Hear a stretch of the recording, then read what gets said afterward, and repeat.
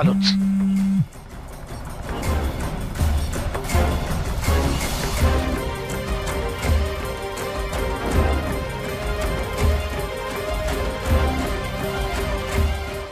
Thanks. दाखवा त्यांना.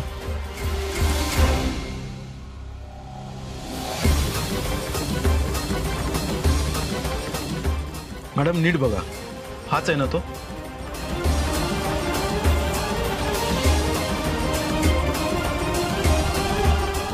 हो, हाच माणूस आहे तो.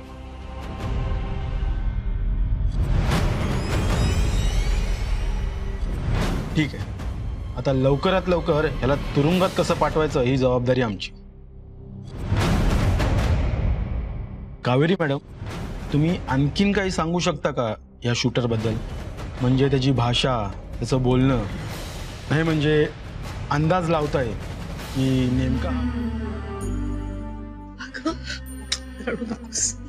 कसं आहे दादा, बरं आहे ना? बरं आहे. अगं खरंच बरं आहे. दादाबद्दल कळल्याबरोबर धावत आलीस नाही ते. मला जसं कळलं ना, सगळं सोडून तशीच निघून आले ग. नक्की बरं आहे ना तू? हो, आता बरं आहे.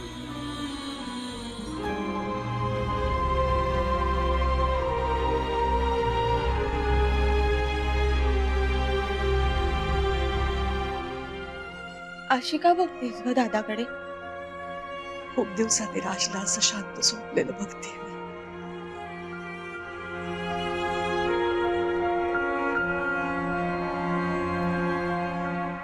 पिऊ, तुम्ही मुलं किती मोठी झालात ना, तरी मुलांना असं शांत झोपलेलं बघितलं की आईला तिचं बाळच वाटतं. ते किती दिवसात मायाने असं त्याच्या डोक्यावरनं हातही नाही फिरवलाय मी.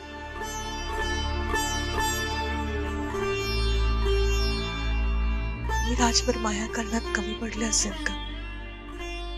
माझा हा उद्योग वाढवण्याच्या नादात माझ्या बाळावरती माया करायचीच राहून गेली का?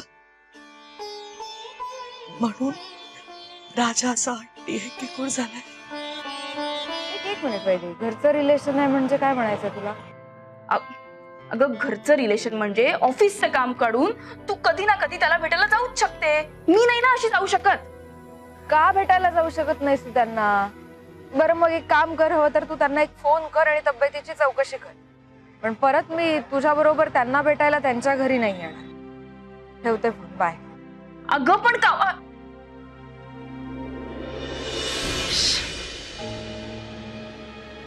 ह्याला काय अर्थ आहे?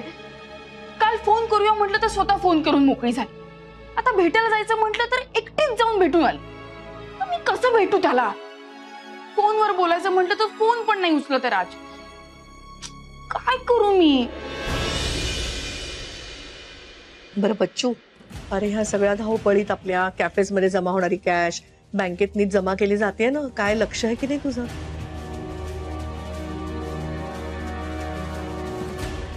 बरं झालं ताई तू सांगितलंस. माझ्या डोक्यातूनच गेलो होतं. काय आता तू घरातून काम करणार आहेस ना, त्यामुळे ऑफिसमध्ये सगळं मॅनेज करताना ना मला खूप घाम फुटणार आहे. पण तू टेन्शन नको घेऊस. हा, मी करतो सगळं हँडल बरोबर. I am there. माहितीये मला सध्या तुझ्यावरती जास्त काम पडतंय ना. तू एक काम कर, तू ना कावेरीला घे मदतीला.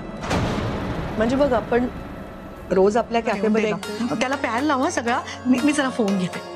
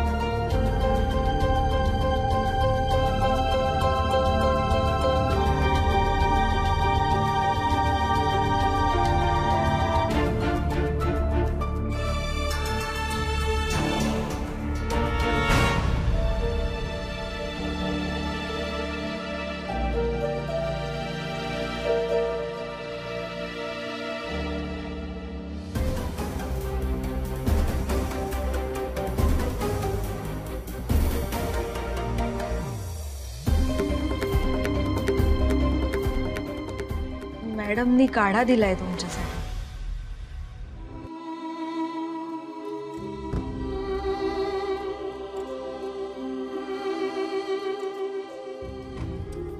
हा राजवर्धन कधीही काहीही करू शकतो, मला याच्यावर भरोसा नाही. त्यामुळे ह्याला आधी या घरातून बाहेर काढला पाहिजे.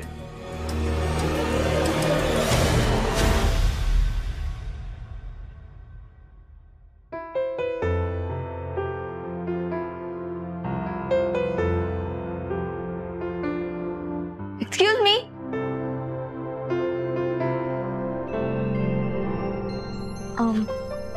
आपण कोण? मी वैदेही. ऍक्च्युली मला राजवर्धनला भेटायचंय. ऍक्च्युली मी आणि राज खूप चांगले मित्र आहोत. वैदेही ये ना वर आहे.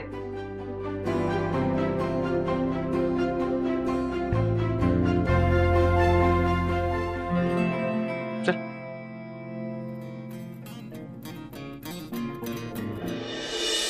राजवर्धन रत्नमालापासून लांब होता ना, तेच बरं होतं. नाही पण त्यावेळी मलाच गप्प बसवलं का. तो म्हणे आधी कावेरीचा काटा काढूया, आणि आता पुन्हा तेच बोलताय तुम्ही. बरं बाई, चूक झाली माझी, माफ कर. नाही असू दे असू दे. त्या जे बोलले ना ते पटलं मला. काय पटलं काऊ? विषय असा आहे ना वैदेही, जग काहीतरी म्हणतं म्हणून आपण आपलं नातं स्वीकारायचं किंवा तोडायचं नसतं ग. आपण आपलं नातं जपायचं असतं, मग जग काहीही म्हणू दे. कारण आपल्याला आपल्या आयुष्यात त्या नात्याची काय किंमत आहे हे माहिती असतं. आपल्याला माहिती असतं आपण ते नातं जपण्यासाठी, ते नातं टिकवण्यासाठी किती कष्ट घेतलेत ते. अर्थात हे सगळं करण्याआधी एक गोष्ट खूप महत्वाची असते, ती म्हणजे आपल्याला ते नातं जसं जपावंसं वाटतंय ना, तसंच ते समोरच्या व्यक्तीलाही जपावंसं वाटतंय की नाही हे माहिती असणं गरजेचं असतं. एकदा का ते कळलं ना वैदेही, की मग जग काहीही म्हणू देत, आपल्याला काहीही फरक पडणार नाही. कळलं?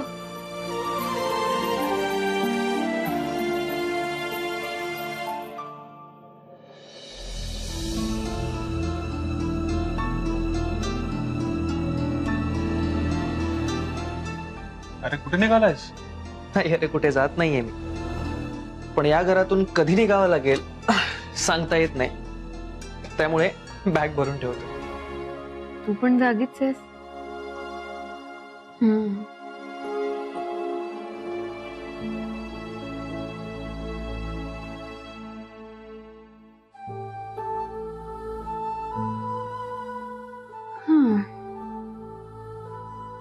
चल, उशीर झालाय खूप, झोपूया. चला.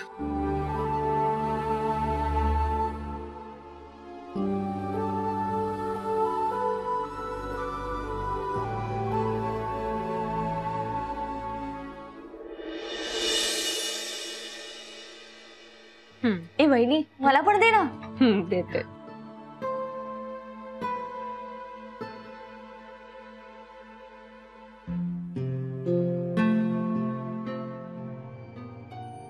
Good morning madam.